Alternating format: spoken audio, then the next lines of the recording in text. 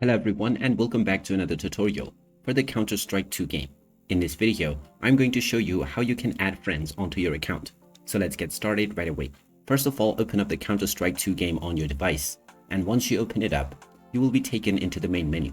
From here, in order to add friends, just tap on the friends icon at the top right corner and then tap on the plus friend button. This will then open up the add friend menu. Just enter your friend code and then tap on the send friend request button. If the friend code that you entered coincides with any account, this will then send a friend request to this user. Once your request has been sent, your friend will simply need to check within their friends tab and they will see your friend request. And once they tap on the accept button, you will become friends with this user right away. And after this point on, you can invite them from your friends tab in order to start playing together. And there you have it. That is how easy it is to add friends on the Counter-Strike 2 game. If you find this video helpful, don't forget to hit that like button and subscribe to our channel for more useful tips and tutorials.